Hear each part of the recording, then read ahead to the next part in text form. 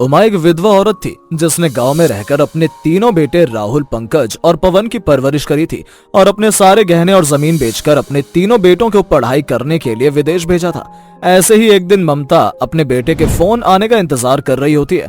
तभी वहां उसकी पड़ोसन कांता आती है और उससे कहती है, अरे बहन, क्या हुआ? जब से तुम्हारे बेटे विदेश गए हैं तुमने तो गांव में लोगों के साथ उठना बैठना ही बंद कर दिया है। बिना बेटों के मन नहीं लगता क्या?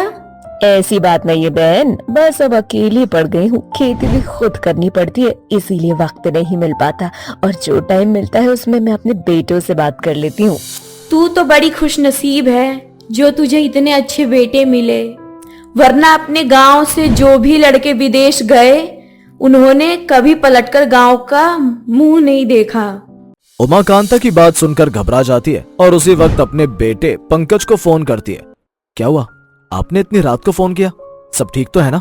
रात पर बेटा, अभी तो सुबह हो रही है और मुझे तेरी बहुत याद आ रही थी। तूने 2 दिन से फोन भी नहीं किया, इसीलिए मैंने खुद तुझे फोन कर लिया।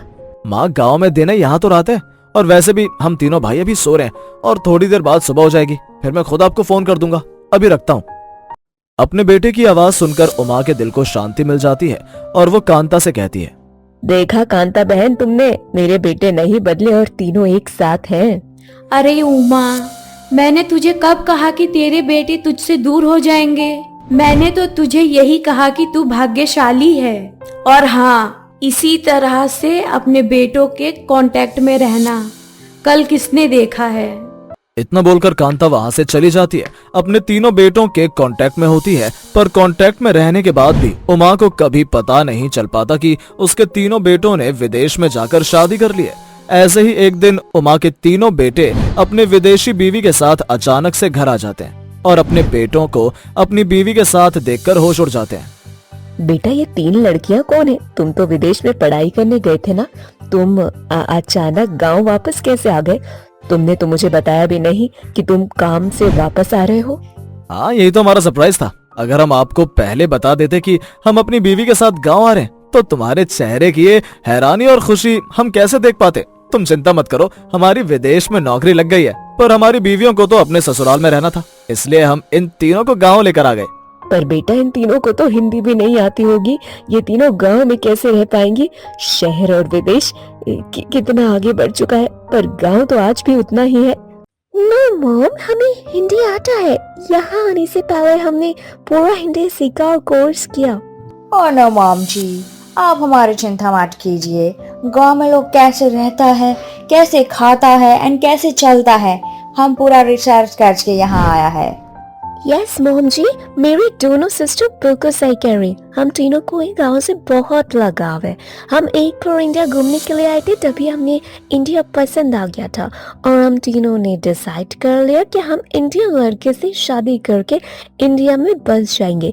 इसीलिए ये जानते हुए ये तीनों भाई गाँव में रहने वाले, हमने इनसे शादी की और यहाँ आ गए। अब हम आपकी बहू है, आपके साथ रहेंगे और गाँव के तौर तरीके सीखेंगे, बिकॉज हमें गांव से प्यार है। विदेशी बहू होने के बाद भी उमा की तीनों बहुओं के अंदर संस्कार कूट कूट कर भरा पड़ा था। बस यही देखकर उमा अपने तीनों बहनों को अपना लेती है। अब उमा के तीनों बेटे तो विदेश चले जाते हैं, पर उमा के ऊपर 3 बहुओं की जिम्मेदारी आ जाती है। अब अगले दिन उमा अपनी तीनों बहू को खुले में नहाने को कहती है। बहू, मेरे बेटे बता रहे थे विदेश में बहुत बड़ा सा कमरा होता है नहाने के लिए, पर यहाँ बड़ा सा कमरा तो नहीं मिलेगा, पर हाँ यहाँ बड़ी सी नदी है जहाँ पर सारी औरतें इकट्ठे होकर जाती हैं। तुम तीनों को भी वहीं नहाना होगा, इसीलिए तुम अपने अपने कपड़े लेकर मेरे साथ चलो। ओह वाओ, हम नदी में नहाएंगे। I am so excited. Uma की तीनों बहुएं अपने कपड़े लेकर खुले में नहाने के लिए चली जाती हैं, पर वो तीनों देखती हैं कि नदी का पानी कुछ साफ नहीं है और वहाँ की औरतें वहीं पर नहाकर अपने कपड़े धो रही हैं। ये देखकर इमली अपनी सास से बोलती है, मॉम जी, यहाँ के लोग जरा भी सफाई से नहीं नहा रहे, ऐसे तो हम लोग बीमार पड़ जाएंगे। मैं जानती थी तुम तीनों गांव में एडजस्ट नहीं कर सकते। बहू, तुम्हारे पास कोई रास्ता नहीं है। गांव में घरों में नहाने के लिए बड़ा सा कमरा नहीं होता। तुम आज यहीं नहा लो। मैं अपने तीनों बेटों को कहूंगी कि वो कल तुम्हें अपने साथ विदेश ले जाएं।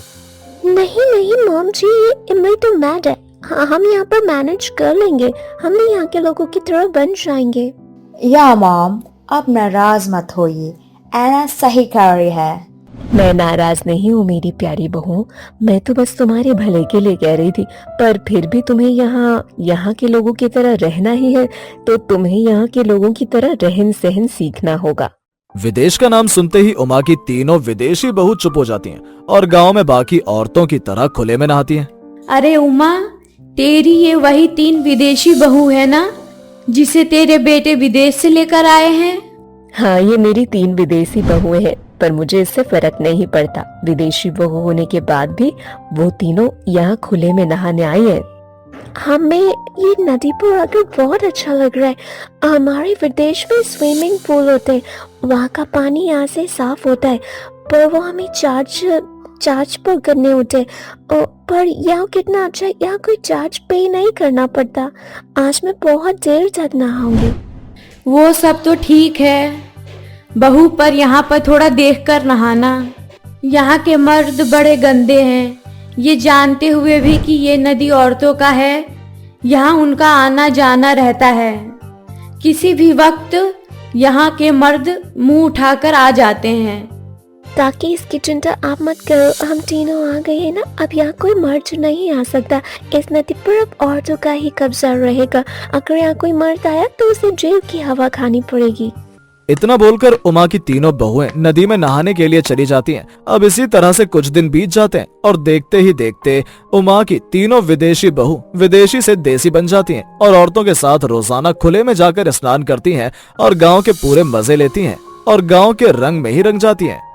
वसुंधरा की बहू संगीता, जो कि बहुत ही बड़ी चुगलीखोर थी, उसको सारा दिन किसी न किसी की चुगली करने से मतलब रहता था। ऐसे ही एक दिन उसकी सास उसे कहती है, अरे बहू, दिन निकल आया है, जो अचार धूप में डालने के लिए रखे थे उन्हें ले जाकर धूप में डाल दे। शाम को तेल गरम करके उसमें तेल डालना है, और आज धूप भी अच्छी निकली है, अचार अच्छे से सूख जाएंगे।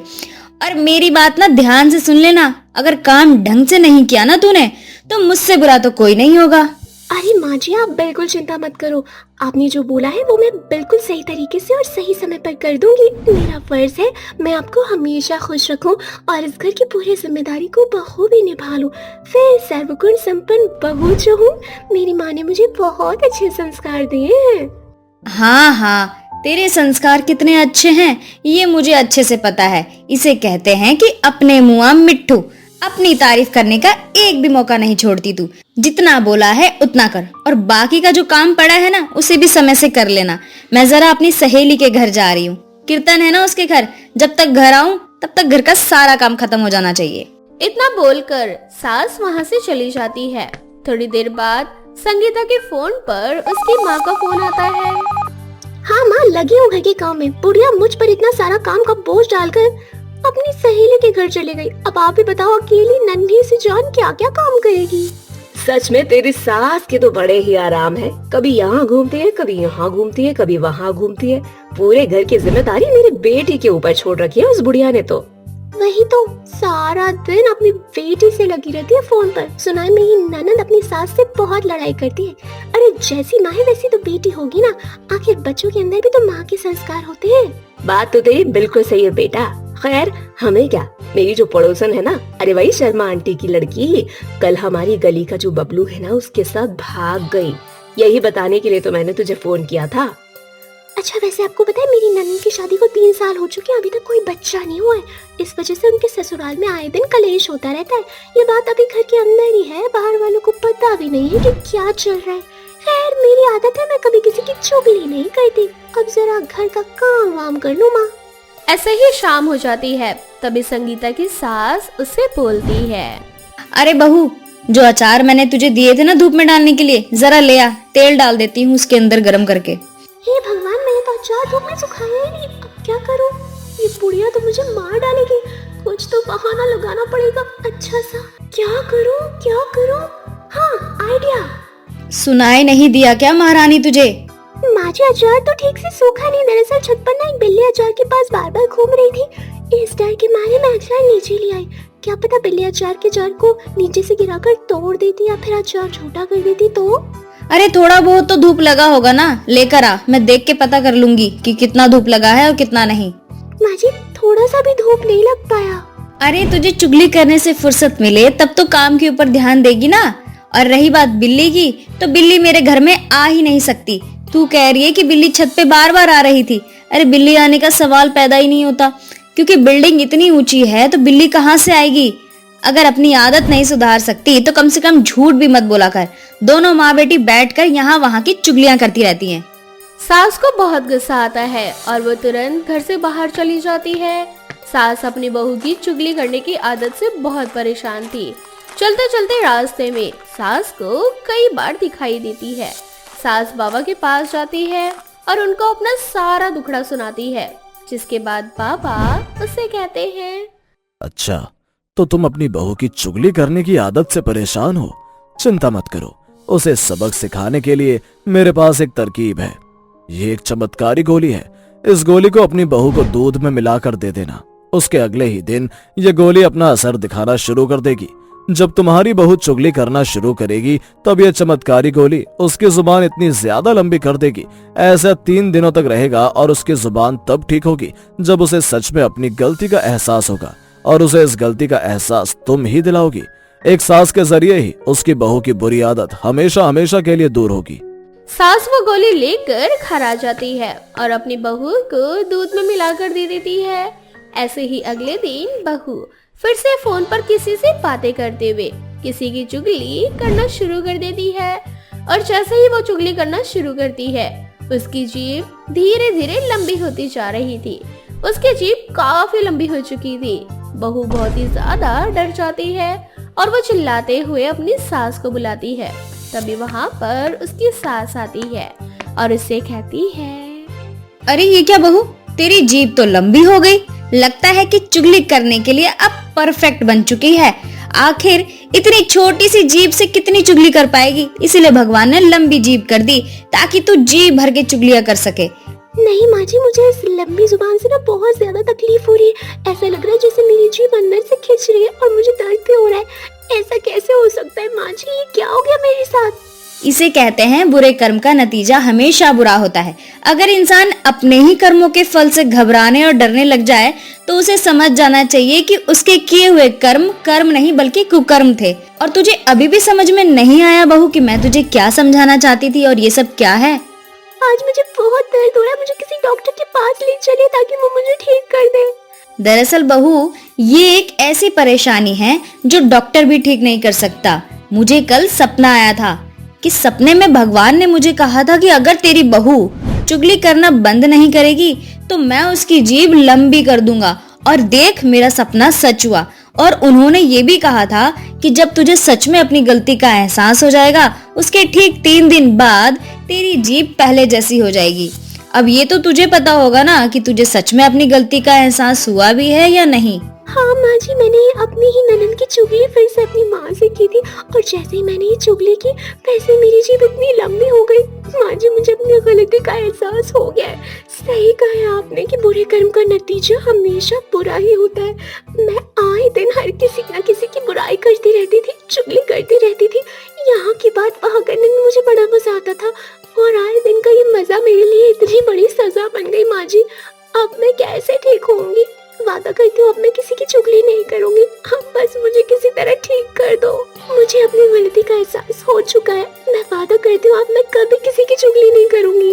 अब तो ठीक 3 दिन बाद ही कुछ हो सकता है बहू। अगर तुझे दिल से अपनी गलती का एहसास हुआ है तब तो जरूर भगवान तुझे ठीक कर देंगे। इस तरह से इस बहू को अपनी गलती का एहसास हो जाता है। देखते ही देखते 3 दिन बाद बहू की जीभ अपने पहले जैसी ही हो जाती है, जिसके बाद वो अब किसी की चुगली नहीं करती। चुगली करने से पहले उसे लंबी जीभ का खौफ आ जाता है। कांता और उसकी तीनों बहुएं वर्षा, पूजा और अंजलि गांव में रहा करती थी। कांता के तीनों बेटे शहर में काम किया करते थे। कांता और उसकी तीनों बहुएं काफी गरीब थी। वो सब एक छोटे से झोपड़ी में रहा करते थे। ऐसे ही एक दिन, अरे बहू जल्दी उठो, सूरज उगने से पहले नदी से नहा कर आना है, नहीं तो फिर वहाँ पर मर्दों का आना जाना हो जाएगा। माँ जी, मैं उठ चुकी हूँ। अभी मैं पूजा और अंजलि को भी उठा देती हूँ। हाँ बहू, जरा जल्दी कर, इन दोनों को तो कोई परवाह ही नहीं है। सूरज उग जाता है उसके बाद नदी पर नहाने जाती है। पता नहीं कैसे नहा लेती है इतने खुले में।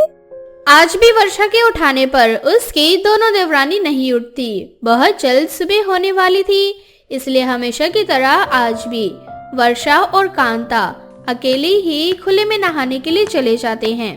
कुछ देर बाद वो दोनों जब नदी से नहाकर आती हैं तो देखती हैं कि पूजा और अंजलि नहाने के लिए निकल रही है। खुल गई तुम दोनों की आंखें। आप जा रही हो नदी पर नहाने। जानती हो ना, अब गांव के हर किसी के घर में गूसल खाना बन चुका है। अब कोई भी नदी पर नहाने नहीं जाता, इसीलिए नदी के पास वाले रास्ते को खोल दिया गया है। सुबह होते ही वहाँ पर मर्दों का आना जाना हो जाता है। माँ जी, हम सब जानते हैं, और आप एक ही बात हमें क्यों रोज रोज याद दिलाती हो? वो इसीलिए बहू, ताकि तुम दोनों खुले में ना नहाओ। तुम दोनों इस घर की इज्जत हो। अगर किसी ने तुम दोनों को खुले में नहाते हुए देख लिया तो जानती हो ना क्या हो सकता है। माँ जी, कुछ नहीं होगा। नदी के पास अपने 2 पेड़ों के बीच में जो रस्सी बंधी हुई देखी है ना, वो हमने ही लगाई है। हम उस पर कपड़ा लगाकर नहा लेते हैं, इसलिए कोई हमें देख नहीं पाता। वर्षा और कांता के लाख समझाने पर भी अंजलि और पूजा अपनी इन हरकतों से बाज नहीं आती और खुले में नहाने के लिए चली जाती है। उन दोनों के जाने के बाद वर्षा अपनी सास से कहती है, माँ जी, ये दोनों कभी नहीं सुधरेंगे। जब तक घर में गुसल खाना नहीं बन जाता तब तक ना ये ऐसे ही मनमानी करती रहेंगी। आप मेरी बात मानो तो जल्द से जल्द घर के अंदर ना गुसल खाना बनवा दो। वैसे भी गांव में हर किसी के पास गुसल खाना है। बहुत चाहती तो मैं भी यही हूँ, पर तू तो जानती है ना हम कितने गरीब हैं। हमारे पास इतना पैसा नहीं कि हम गुसल खाना बनवा सकें। बेचारी वर्षा भी क्या कर सकती थी, वो भी अपनी सास के दुखों से अनजान थी। अब इसी तरह से कुछ दिन बीत जाते हैं और एक दिन कांता की तबीयत खराब हो जाती है, जिस वजह से वर्षा अपनी सास के साथ सुबह नहाने के लिए नहीं जा पाती। और जब उसकी दोनों देवरानी नहाने के लिए जा रही होती है तो वर्षा अपनी दोनों देवरानियों से कहती है, तुम दोनों नदी में नहाने जा रही हो? हाँ दीदी, पर आप ये सवाल क्यों पूछ रही हो, जबकि आप तो बहुत अच्छे से जानती हो। वैसे मुझे ना कुछ पूछना था तुमसे। क्या सच में तुम खुले में नहाने जाती हो? मेरा मतलब है कि तुम्हें कोई देखता नहीं है क्या? दीदी, अगर आपको हमारी बातों पर विश्वास नहीं होता तो आप खुद हमारे साथ चल सकती हैं। हम दोनों कितनी सेफ्टी के साथ खुले में नहाते हैं। ठीक है, आज मैं भी तुम दोनों के साथ नहाने के लिए जाऊंगी। माँ जी की तबीयत खराब है और वो तो नहाने वाली नहीं है आज। और तुम्हें तो पता है ना कि मुझे अकेले अंधेरे में नहाने में बहुत डर लगता है। वर्षा अपनी दोनों देवरानियों के साथ खुले में नहाने के लिए चली जाती है, जहां अंजलि और पूजा अपनी साड़ी उतार कर उस तार पर टांग देती है और नदी कपड़ों से चारों तरफ से घिर जाता है। पर्दा लगा होने की वजह से वर्षा को भी नहाने में हिचकिचाहट नहीं होती और तीनों बहू एक साथ मजे से खुले में नहाती है। अंजलि, पूजा, तुम दोनों का ये प्लान बहुत अच्छा है। इस तरह से नहाने में कितना मजा आ रहा है, हमें कोई देख भी नहीं पा रहा। चारों तरफ साड़ियों का पर्दा लगा है। खुले में नहाने का तो मजा ही अलग है। अब समझ में आया दीदी कि हम इतनी सुबह ठंड में नहाने क्यों नहीं आते। इतने अंधेरे और ठंड में भला कौन आए, जब हम दिन में भी अपने हिसाब से नहा सकते हैं। उधर देखो, सारे मर्द आराम से आ और जा रहे हैं और इधर हम तीनों भी आराम से खुले में नहा रहे हैं। पता नहीं गूसल खाने में क्या रखा है जो लोगों ने अपने घरों में गूसल खाना बनवा लिया और उसी में नहाते हैं। मुझे भी बहुत मजा आ रहा है। अब ना मैं ऐसे ही नहाऊंगी तुम दोनों के साथ। अब वर्षा भी अपनी दोनों देवरानियों के साथ खुले में नहाने लगती है और अपनी सास का साथ छोड़ देती है। वर्षा को भी अपनी दोनों बहुओं के रंगों में रंगता देख कांता की चिंता बढ़ने लगती है और वो अपने बेटों को फोन करके कुछ पैसे मांगती है। बेटा, घर में गूसल खाना बनवाना बहुत जरूरी है।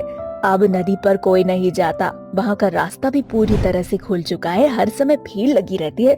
इस तरह से बहुओं को खुले में नहाना सही नहीं है। माँ, हम आपकी परेशानी समझ रहे हैं। आखिर आप हमारे भले के लिए ही बोल रही हो। आप फिक्र मत करो, हम तीनों भाई मिलकर आपको कुछ पैसे भिजवा देंगे। अब कांता के तीनों बेटे कुछ पैसे कांता को भिजवा देते हैं। उन थोड़े से पैसों में कांता अपने घर में छोटा सा गुसल खाना बनवाने का फैसला लेती है और घर में गुसल खाना बनने का काम शुरू हो जाता है।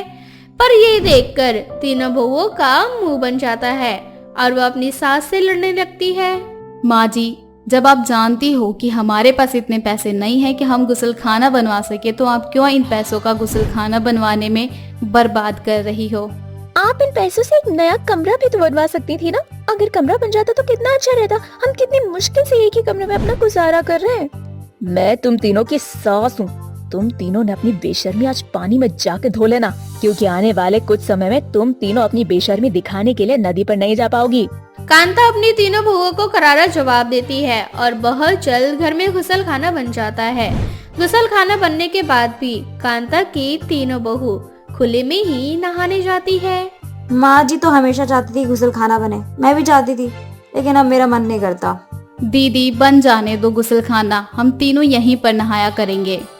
मुझे तो वैसे ही माँ जी के विचार पसंद नहीं है, इसीलिए आप दोनों ना उनकी बातें बंद कर दीजिए। अब तीनों बहू अपनी सास की बुराई करने लगती है। कुछ देर बाद जब वो तीनों नहाकर निकलती है तो वो देखती हैं कि दो लड़के उन तीनों की तस्वीरें ले रहे हैं। उन दोनों लड़कों को देखकर तीनों शर्मिसार हो जाती हैं और वर्षा हिम्मत जुटाकर उन लड़कों से कहती है, तुम दोनों ये क्या कर रहे हो? फोन दिखाओ मुझे अपना। हम दोनों तो यहाँ हमेशा की तरह तुम तीनों को नहाता देख रहे थे, पर हम कल शहर जा रहे हैं, इसलिए सोचा कि आज क्यों ना तुम तीनों की जबरदस्त वीडियो बना ली जाए। ये क्या बदतमीजी है तुम तीनों की? हिम्मत कैसे हुई नहाते समय की हमारी तस्वीर लेते हुए?